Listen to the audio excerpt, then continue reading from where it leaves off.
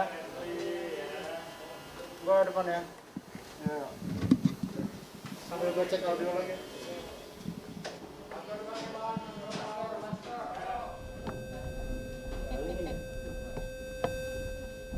Bang Il, bilang. Bilang. Bang Ilham. Boleh.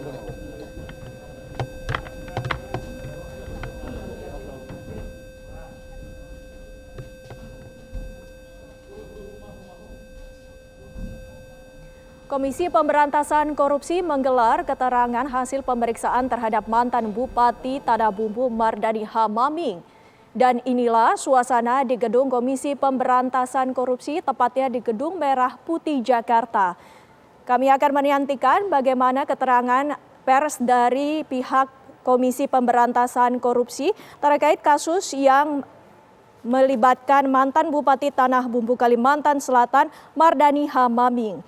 Sebelumnya, mantan Bupati Tanah Bumbu Kalimantan Selatan Mardani H. Maming menyerahkan diri ke Komisi Pemberantasan Korupsi KPK pada hari ini. Mardani Maming menjalani pemeriksaan sebagai tersangka kasus dugaan suap dan gratifikasi atas kasus pemberian izin usaha tambang. Buronan Komisi Pemberantasan Korupsi yang merupakan tersangka korupsi perizinan tambang di Kabupaten Tanah Bumbu di Kalimantan Selatan, Mardani Maming telah menyerahkan diri ke KPK. Maming langsung menuju ke lobi Gedung Merah Putih KPK saat tiba di Gedung KPK untuk melakukan pemeriksaan lebih lanjut. Bendahara Umum Pengurus Besar Nahdlatul Ulama PBNU yang juga aktif menjabat sebagai Ketua Umum HIPMI juga menanyakan serta heran mengapa dirinya masuk daftar pencarian orang atau DPO. Sebelumnya, Mardani Maming juga telah dinyatakan kalah pada pra-peradilan atas penetapan dirinya sebagai tersangka dalam kasus dugaan suap dan gratifikasi terkait izin usaha pertambangan di Kabupaten Tanah Bumbu. Maming telah 2 kali tidak memenuhi panggilan pemeriksaan KPK. Selanjutnya, KPK kemudian melakukan upaya jemput paksa terhadap Maming di apartemennya pada 25 Juli 2022, tapi gagal menemukan Maming. Pihak KPK menyatakan bahwa Maming dianggap tidak kooperatif sehingga dimasukkan dalam daftar pencarian orang. Sosok politisi PDIP tersebut sempat menjabat sebagai Bupati Tanah Bumbu pada periode 2010 sampai 2018. Ketika menjabat, Komisi Pemberantasan Korupsi menemukan indikasi bahwa Mardani terlibat dalam dugaan kasus suap dan penerimaan gratifikasi pemberian izin usaha pertambangan atau IUP.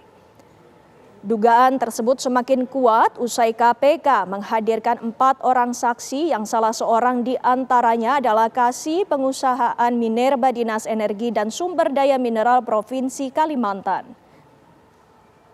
Sementara itu, pemirsa, KPK menetapkan Mardani menjadi tersangka dan disangkakan dengan melanggar pasal 12 huruf A atau pasal 12 huruf B atau pasal 11 Undang-Undang Pemberantasan Korupsi Junto pasal 55 ayat 1 ke 1 KUHP.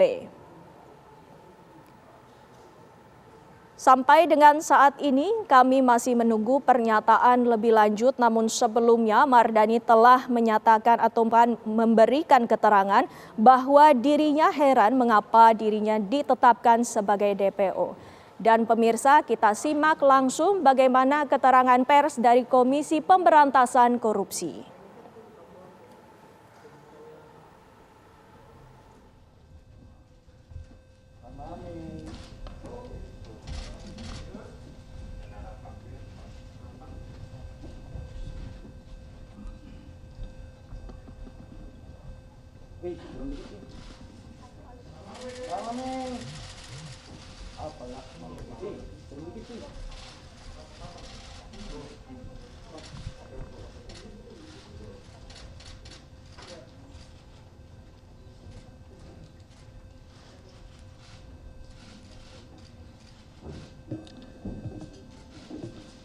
Baik, bismillahirrahmanirrahim. Sudah ya. Assalamualaikum warahmatullahi wabarakatuh. Selamat malam rekan-rekan semuanya. Sebagaimana yang pernah kami sampaikan bahwa KPK sedang melakukan kegiatan penyidikan dugaan korupsi terkait dengan izin usaha pertambangan di Kabupaten Tanah Bumbu, Kalimantan Selatan. Dan kami juga sampaikan pada saatnya nanti ketika penyidikan cukup dan kemudian kami lakukan upaya paksa baik itu penangkapan ataupun penahanan terhadap tersangka, maka kami akan umumkan siapa yang ditetapkan sebagai tersangka dan kemudian termasuk konstruksi perkara ini dan pasal-pasalnya. Malam hari ini kami akan umumkan dan kemudian kami juga sampaikan mengenai perkembangan dari penyidikan perkara dimaksud. Hadir malam hari ini pimpinan Pak Alek dan juga Deputi Penindakan Pak Karyoto, dan nanti akan dibacakan poin-poin dimaksud oleh Pak Alek. Setelahnya kami beri kesempatan satu sesi untuk 3 orang penanya ya. 3 orang penanya, silahkan. Barangkali kita fokuskan terkait dengan perkara ini saja begitu ya, supaya nanti penjelasan dari pimpinan ataupun Pak Deputi juga kita bisa fokus perdalam terkait dengan perkembangan penanganan perkara ini. Baik, kami silakan Pak Alek untuk menyampaikan beberapa poin dari perkembangan penyidikan perkara dimaksud. Kami silakan Pak. Ya, terima kasih. Baik, teman-teman wartawan, hari ini kami akan menyampaikan informasi terkait penyidikan dugaan tindak pidana korupsi, penerimaan hadiah atau janji oleh penyelenggara negara atau yang mewakili terkait pemberian izin usaha pertambangan di Kabupaten Tanah Bumbu, Kalimantan Selatan. Sebagai bentuk tanggapan atas pengaduan masyarakat kepada KPK kemudian melakukan pengumpulan berbagai informasi maupun bahan keterangan terkait dugaan tindak pidana korupsi dimaksud. Kemudian KPK melakukan penyelidikan dan ditemukan adanya bukti permulaan yang cukup, sehingga KPK meningkatkan status perkara ini ke penyidikan dengan mengumumkan tersangka sebagai berikut. MM, Bupati Tanah Bumbu periode tahun 2010-2015 dan tahun 2016 sampai dengan tahun 2018. Untuk proses penyidikan dilakukan upaya paksa penahanan bagi tersangka MF oleh tim penyidik selama 20 hari pertama terhitung mulai hari ini tanggal 28 Juli 2022 sampai dengan tanggal 16 Agustus 2022 di rutan KPK pada Pom dan Jaya Guntur. Adapun konstruksi perkaranya diduga telah terjadi sebagai berikut. MM yang menjabat Bupati Tanah Bumbu pada periode 2010-2015 dan periode tahun 2016-2018 memiliki wewenang yang satu diantaranya memberikan persetujuan izin usaha pertambangan, operasi, dan produksi di wilayah pemerintahan daerah Tanah Bumbu, Kalimantan Selatan.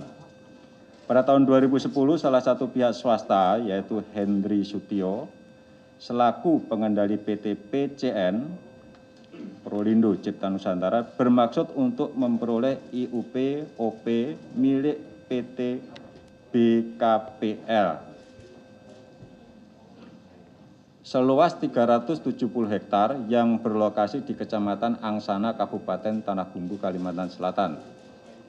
Agar proses pengajuan peralihan IUP OP bisa segera mendapatkan persetujuan MM, Hendri Sutio diduga juga melakukan pendekatan dan meminta bantuan pada MM selaku Bupati agar bisa memperlancar proses peralihan IUP OP dari PT BKPL ke PT PCN dimaksud. Menanggapi keinginan Hendri Sutio tersebut, di awal tahun 2011, MM diduga mempertemukan Hendri Sutio dengan Raden Bijono Putro Hadi Sutopo yang saat itu menjabat Kepala Dinas Pertambangan dan Energi Tanah Bumbu. Dalam pertemuan tersebut, MM diduga memerintahkan Raden Biyono Putro Hadi Sutopo agar membantu dan memperlancar pengajuan IUP-OP dari Henry Sutio. Selanjutnya di bulan Juni 2011, surat keputusan MM selaku Bupati tentang IUP-OP terkait peralihan dari PT BKPL ke PT PCN ditandatangani MM, di mana diduga ada beberapa kelengkapan administrasi dokumen yang sengaja dibuat tanggal mundur backdated dan tanpa bubuan paraf dari beberapa pejabat yang berwenang.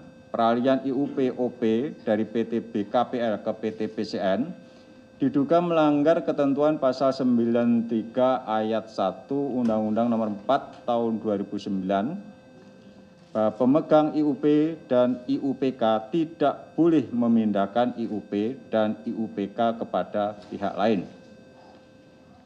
MM juga meminta Henry Sutio agar mengajukan pengurusan perizinan pelabuhan untuk menunjang aktivitas operasional pertambangan dan diduga usaha pengelolaan pelabuhan dimonopoli PT ATU yang adalah perusahaan milik MM. Diduga PT ATU dan beberapa perusahaan yang melakukan aktivitas pertambangan adalah perusahaan fiktif yang sengaja dibentuk MM untuk mengolah dan melakukan usaha pertambangan hingga membangun pelabuhan di Kabupaten Tanah Bumbu. Adapun perusahaan-perusahaan tersebut susunan direksi dan pemegang sahamnya masih terafiliasi dan dikelola pihak keluarga MM. Dengan kendali perusahaan tetap dilakukan oleh MM. Pada tahun 2012, PT ATU mulai melaksanakan operasional usaha membangun pelabuhan dalam kurun waktu 2012 sampai dengan 2014 dengan sumber dana seluruhnya dari Henry Sutio, di mana pemberiannya melalui permodalan dan pembiayaan operasional PT ATU.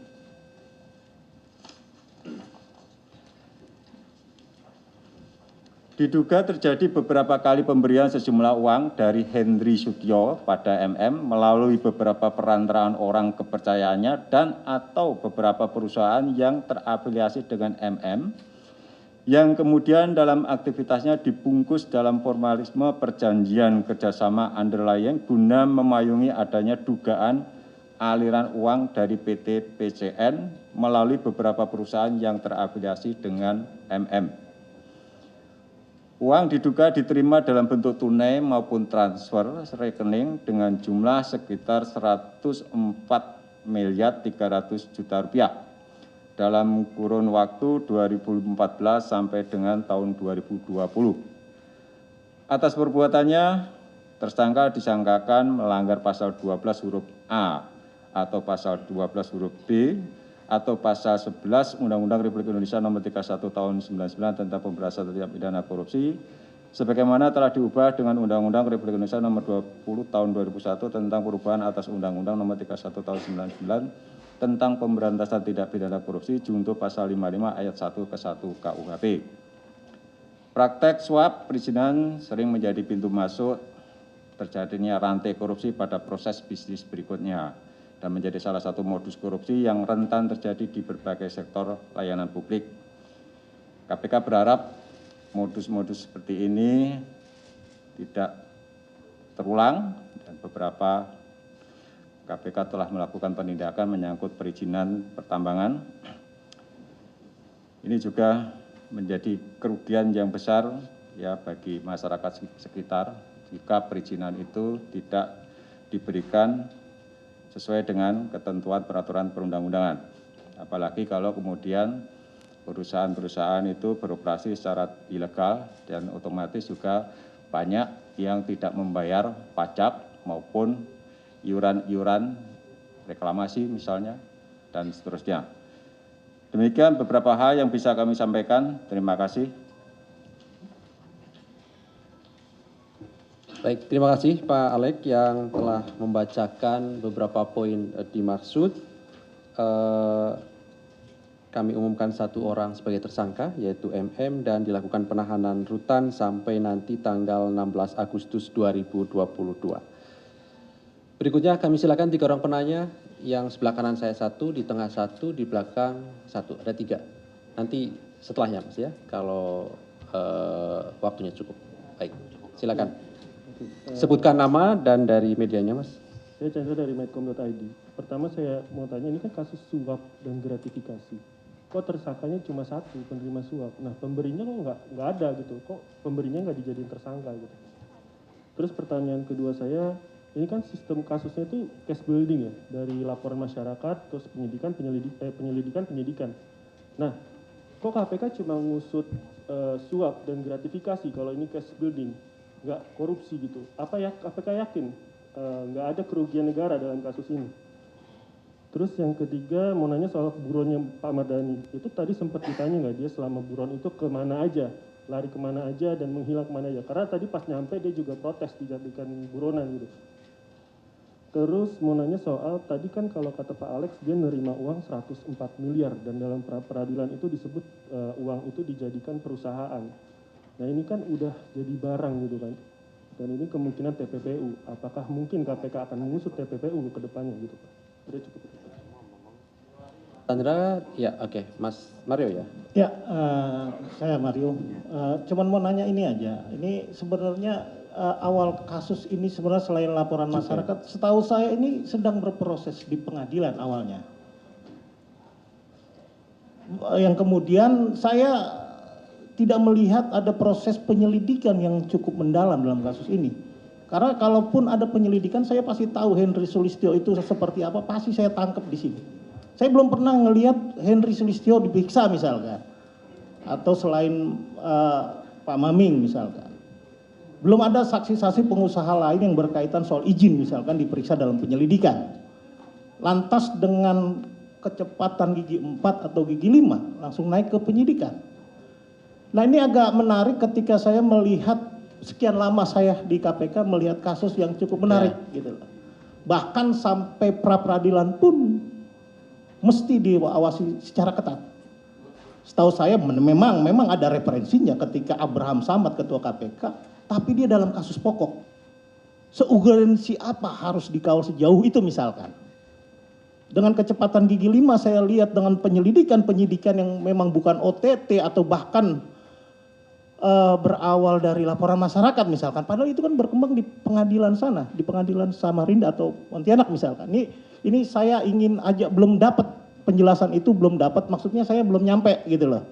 Dari sekian lama saya, pertanyaan saya sebenarnya sejauh mana ini dimulai penyelidikan, kemudian kapan naik ke penyidikan, seberapa banyak saksi yang diperiksa di penyelidikan dan di penyidikan. Ini agak saya belum nyampe otak saya, jadi tolong di brainstorming saya terkait hal ini agar lebih mencerna, karena banyak ya artinya cukup menarik gitu loh, agak fresh aja dengan model-model yang baru seperti ini.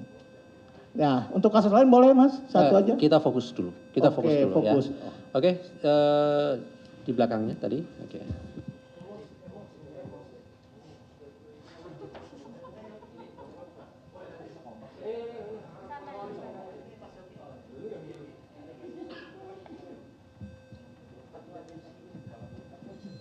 Izin. Ya, terima kasih Pak Alex. Saya Yogi dari Harian Kompas. Ini kan Pak Mardhani kan salah satu tokoh gitu ya di NU, kemudian juga di PDI, kemudian juga di IMI. Nah itu apakah nanti akan ditelusuri, apakah nanti juga akan ditelusuri aliran-aliran suap dan gratifikasinya ke sana gitu. Kemudian juga kabarnya kan juga ada aliran juga ke beberapa pejabat pemerintah gitu ya. Nah kemudian kasus soal perizinan IUP kan istilahnya udah banyak gitu ya, terjadi khususnya di Kalimantan gitu. Nah ini kenapa kok hanya kasus ini yang saat ini diungkap? Kemudian juga bagaimana penjagaannya ke depan khususnya soal perizinan IUP ini yang kalau kita ke Kalimantan itu sudah gila-gilaan gitu loh, terutama Kalimantan Selatan, Kalimantan Timur itu. Ya, terima kasih. Biar sekalian Mas Andi. Selamat malam Mas Ali, saya Hedi dari Kumparan. Ini mau tanya soal, ini kan yang bersangkutan tadi sempat DPO kemudian dianggap menyerahkan diri begitu. Nah ini kemudian karena tidak lama sebelumnya itu sudah ditetapkan juga Bupati Membramo Tengah itu sebagai DPO. Nah ini kan jaraknya tidak terlalu jauh dan ini dianggap sebagai tren buruk di mana DPO itu berdekatan gitu tidak sampai dalam 1 bulan. Nah bagaimana kemudian KPK menanggapi itu? Sejauh mana sih? Karena masih ada juga yang DPO bahkan kemudian yang hampir selalu ditanyakan teman-teman di sini itu Harun Masiku. Nah itu bagaimana sejauh ini KPK mencari DPO-DPO yang ada? Terima kasih Mas Ali. Oke, terima kasih. Saya kira cukup ya 4 orang penanya.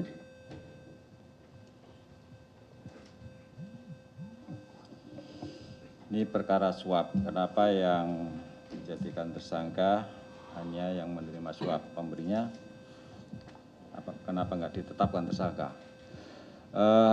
Dalam paparan ekspos itu ternyata pemberinya Henry Sutio itu sudah meninggal. Ya, jadi pemberinya sudah meninggal. Dan perkara ini sebetulnya ada irisan dengan perkara yang ditangani oleh Kejaksaan Agung itu menyangkut tadi Dwiyono ya, Kepala Dinas Pertambangan dan Energi ya. Jadi betul ada laporan dari masyarakat itu berdasarkan fakta-fakta yang terungkap di dalam persidangan perkara Raden Dwiyono yang sedang berlangsung, apakah sekarang sudah diputus, saya juga nggak mengikuti. Kemudian itu ditindaklanjuti ya dengan karena laporannya ke Dewas kemudian mengirimkan ke pimpinan, kita minta supaya didalami ya. Kemudian kita mendapatkan cukup alasan untuk dilakukan penyelidikan. Nah, kapan penyelidikan itu dimulai, saya sendiri tidak ingat tanggal berapa itu, tapi prosesnya saya kira juga lebih dari 1 bulan. Ya, kok cepat sekali? Ya, cepat tidaknya proses penyelidikan itu kan tergantung pada perolehan alat bukti. Ya, kalau kebetulan dalam perkara ini bukti itu cepat didapatkan, karena kita mendapatkan ada aliran-aliran uang yang kebetulan lewat transfer, ya. Kemudian kita juga mengundang dari pihak pemberi yang digantikan oleh adiknya siapa Sutio kalau tidak salah, dan memang diakui ada beberapa kali pemberian ya baik secara tunai maupun transfer dan disertai pula dengan ya bukti transfer itu. Kita juga mendalami terkait dengan keberadaan perusahaan-perusahaan yang digunakan, aktivitas perusahaan itu seperti apa, kemudian termasuk juga pemilik tanah yang dijadikan pelabuhan untuk pertambangan itu siapa. Jadi berdasarkan keterangan dari saksi-saksi tersebut ya, dalam proses penyelidikan kemudian dilakukan ekspos ya. Dan penyidik, penuntut umum sudah tidak ada keraguan lagi bahwa sudah cukup alat bukti untuk meningkatkan perkara ini ke tahap penyidikan.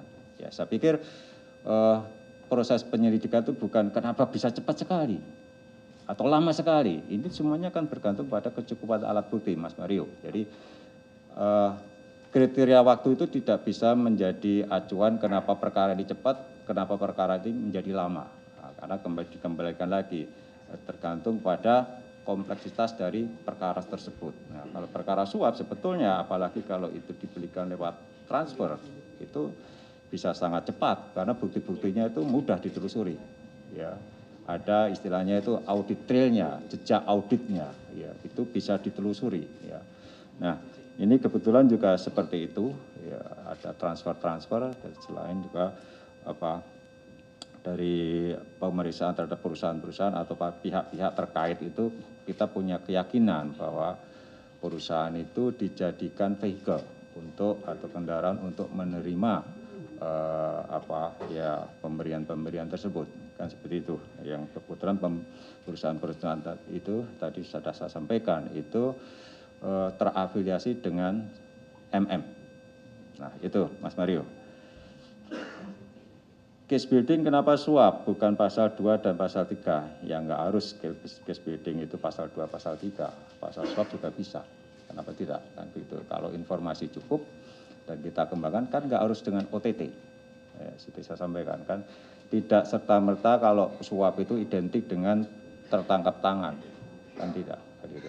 Kita bisa telusuri pihak mana yang memberikan, ya dalam rangka apa, kemudian ya tidak otomatis tidak harus yang bersangkutan menerima langsung, tetapi kan bisa diberikan lewat itu tadi sarana atau perusahaan-perusahaan itu hanya cara untuk memberikan sesuatu kepada bersangkutan. Itu banyak sekali caranya, ya bisa lewat pihak ketiga yang ujung-ujungnya nanti juga yang sampai kepada pihak yang dituju yang sebenarnya. Gitu. Jadi tidak harus pasal 2 atau pasal 3 untuk case building. Suap juga bisa. Nah, kemudian TPPU. Nah, apakah nanti juga akan dikembangkan ke TPPU tergantung nanti pada kecukupan alat bukti atau pengembangan di proses penyidikan. Saya tidak membicarakan kemungkinan-kemungkinan karena ini kan semuanya berdasarkan nanti di penyidikan. Apakah ditemukan bukti terkait dengan tindak pidana TPPU-nya, kan seperti itu. Kemudian aliran uang apakah ditelusuri? Sama. Ya, jadi saya tidak berandai-andai. Ya, tentu nanti di dalam proses penyidikan itu akan bisa berkembang. Ya, apakah hanya 104 miliar misalnya, apakah ada pemberian dari pihak yang lain? Ya, itu nanti di proses penyidikan. Ya, jadi saya tidak bisa memastikan, semua bergantung pada bukti yang diperoleh pada tahap penyidikan. Kemudian apalagi DPO, ya DPO, ya kita tetap mencari orang-orang yang statusnya DPO. Ya terakhir kan kemarin Bupati Mamberamo, ya kita sudah berkoordinasi dengan Polda Papua dan kita juga berharap ada koordinasi dengan Kemenlu misalnya untuk ekstradisi, ya kalau memang yang bersangkutan itu melarikan diri ke Papua New Guinea, tentu kita harus bekerjasama dengan aparat penegak hukum di Papua New Guinea supaya juga yang bersangkutan itu dideportasi atau kalau memang ya, ditangkap oleh aparat penegak hukum di Papua New Guinea bisa kita minta supaya dikembalikan ke Indonesia, ya, sehingga kita bisa proses secara hukum, kan seperti itu. Dan bagaimana Harun Masiku itu juga masih terus dicari. Ya. Bagaimana kami mencarinya? Tentu kita bekerjasama dengan Interpol, ya, dengan Kepolisian RI, ya, karena kami juga keterbatasan SDM dan mungkin juga keterbatasan informasi di mana keberadaan yang bersangkutan itu. Ya. Tentu dengan kerjasama dengan Polri maupun dengan Interpol itu menjadi lebih mudah, ya, informasi keberadaan yang bersangkutan bisa dilacak dan kalau nanti posisi yang bersangkutan berada di mana dan sudah bisa dipastikan tentu pasti akan kami jemput, kan gitu. Nah, apalagi Mas Alif?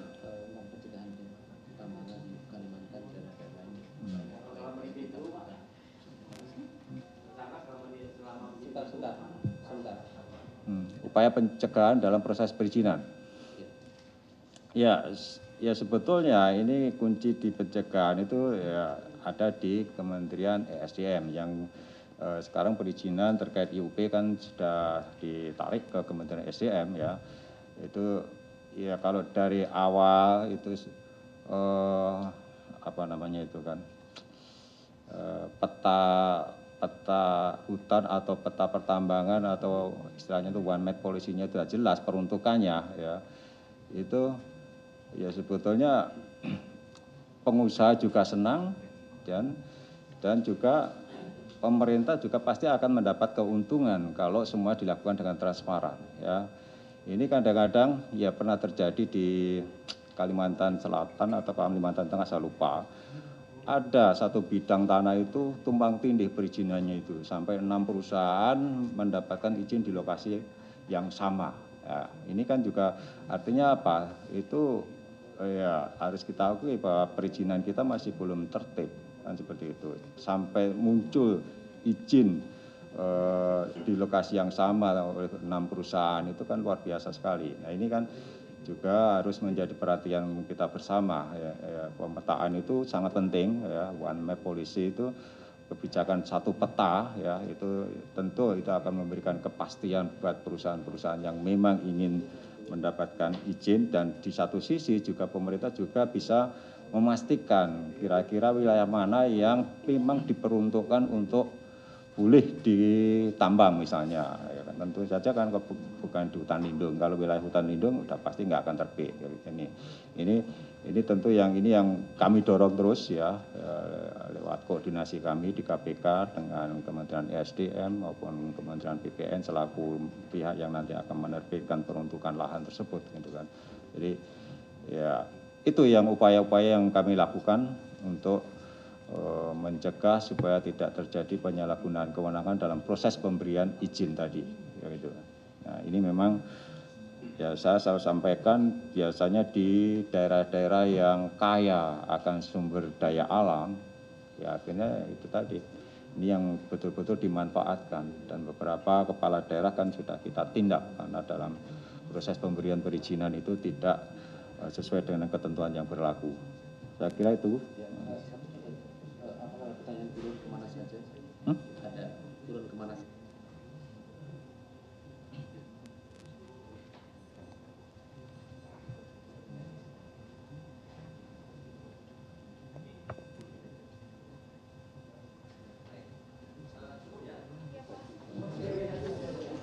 Oke, baik. Ya.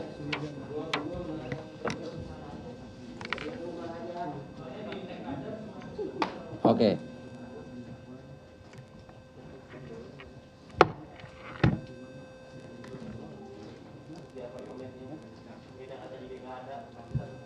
Baik, saya kira cukup ya. Terima kasih teman-teman kehadiran pada malam hari ini. Terima kasih juga Pak Alek dan Pak Karyoto yang juga hadir. Kami akhiri. Assalamualaikum warahmatullahi wabarakatuh.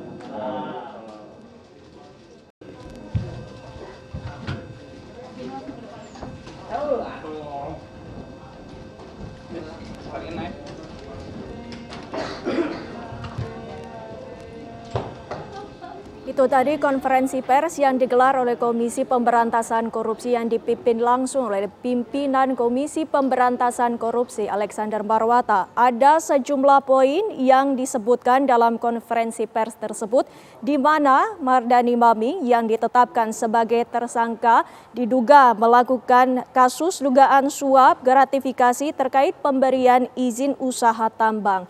Sementara itu, Komisi Pemberantasan Korupsi telah melakukan penahanan terhadap Mardani Maming, di mana Mardani Maming akan ditahan di Rutan Guntur Komisi Pemberantasan Korupsi selama 20 hari ke depan.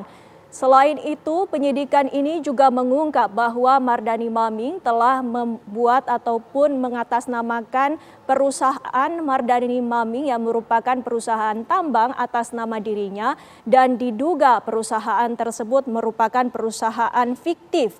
Ia pun memberikan izin terhadap pemindahan IOP ke pihak lain, di mana sesungguhnya itu melanggar ketentuan pasal yang tidak diperbolehkan untuk memindahkan IOP ke pihak lainnya.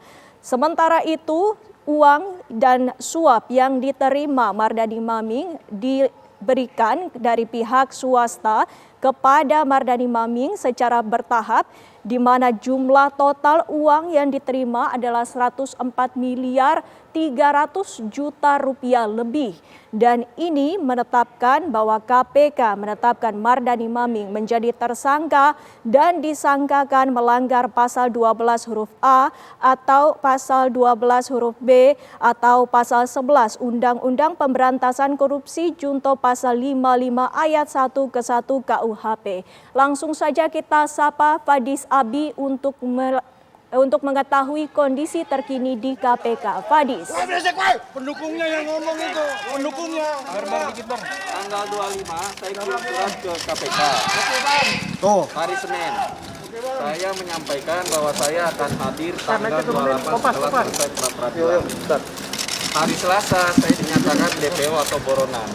Dan lawyer saya hari Senin menelpon penyidik KPK menyampaikan bahwa akan hadir saya di tanggal 28.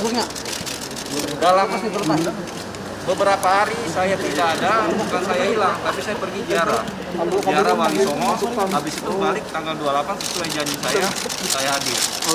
Dan kedua, masalah youth. Masalah youth itu sudah berjalan dan ada para kepala dinasnya, dinas teknisnya yang sebagai penanggung jawab. Dan itu sudah disidangkan di Kejaksaan Banjarmasin atau Pengadilan Banjarmasin. Di sana sudah sesuai proses, di verifikasi di Dinas Pertambangan Provinsi lolos, dan di verifikasi di Pusat SDM itu mendapatkan CSI. Dan itu IUP kejadiannya di tahun 2011, tapi dipermasalahkannya di tahun 2021. Kedua, yang dinyatakan gratifikasi itu adalah murni bisnis to bisnis. Tidak mungkin saya sebodoh itu gratifikasi dilakukan melalui transfer bayar pajak, dan sekarang itu dalam PKPU, dalam pengadilan hutang piutang. Berarti murni bisnis to bisnis. Mungkin itu, terima kasih.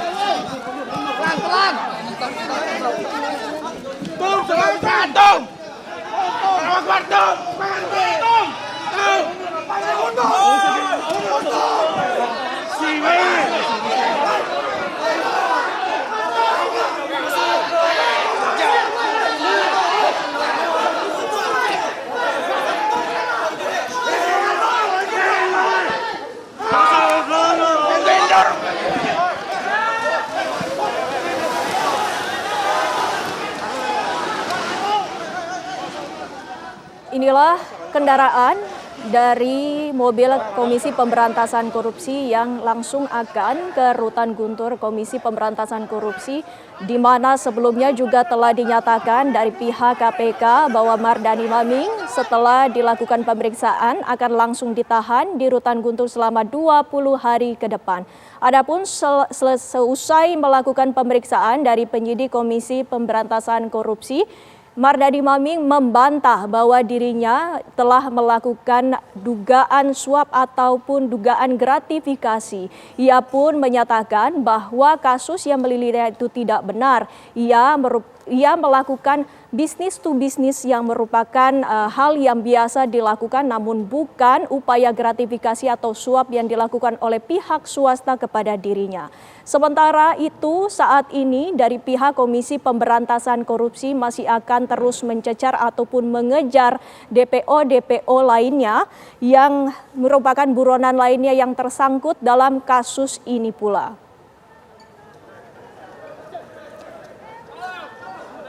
Dan pemirsa, inilah suasana di Gedung Merah Putih Komisi Pemberantasan Korupsi. Ada sedikit insiden dorong-menorong antara pihak wartawan dan juga pihak lainnya yang merupakan hadir dari pihak di Mardani Maming.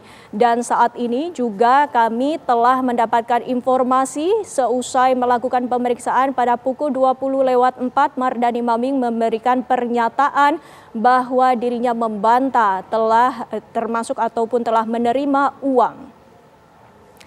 Dan pemirsa, itu tadi suasana dan juga keterangan pers dari Komisi Pemberantasan Korupsi, di mana dalam kasus ini dinyatakan ataupun diduga Mardani Maming menerima uang sejumlah 104 miliar 300 juta rupiah. Dan inilah Breaking News TV One, saya Windy Wellingtonia pamit, selamat malam, sampai jumpa.